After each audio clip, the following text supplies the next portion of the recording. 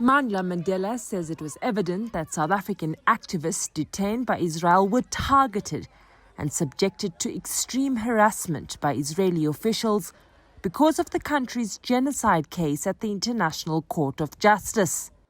We were handcuffed with cable ties, tied tightly behind our backs, taken off our boats and put on the platform, paraded for all the Israelis and the allies in Europe and the West and the global community to see.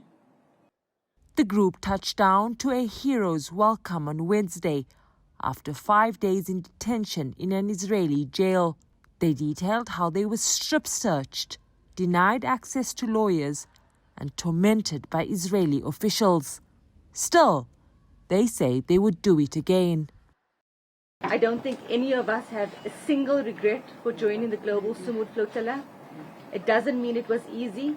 It was a very difficult journey, but like Mandla said, it's nothing in comparison to what the people of Gaza face every single minute of every day.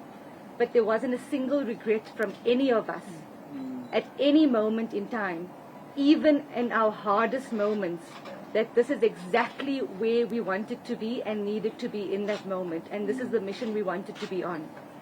Again, I'll speak on behalf of myself, but I think my comrades that are sitting here, as well as the 5 that did not join us, will equally say, yes, we will commit to another mission again. Because until the genocide is ended, we will not stop. Family members of the activists spoke of their anguish over the last week, with many emotional scenes on their arrival. As the mother of his children, it was very difficult, but if we all stand by and watch that injustice unfold and we do nothing, then what is going to happen? We have to do something. And I think he was so moved because for so long we were calling for something to happen. We were calling on governments to act. And if governments had acted, then there was no need for unarmed civilians. They were just normal people from everyday life. They were so moved by what was happening, seeing babies being starved to death. I mean, it's just, as a mother, those things touched me. When you see a mother carrying her just a child and not being able to bury her child, it was just absolutely heartbreaking.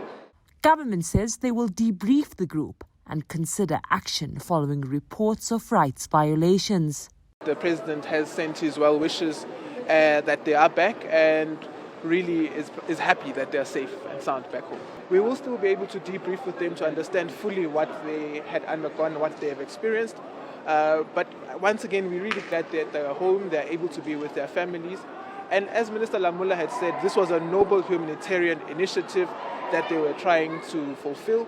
And as you may recall, in the International Court of Justice, we had gone there 4 times. The provisional measures state very clearly that there should not be hindered access to humanitarian aid. And these citizens were really trying to bring to fruition the implementation of international law and international law in its truest sense. And that's something that they should be commended for and not castigated. It's not over for these activists. They are already planning another flotilla mission and vow not to rest until humanitarian aid is allowed into Gaza.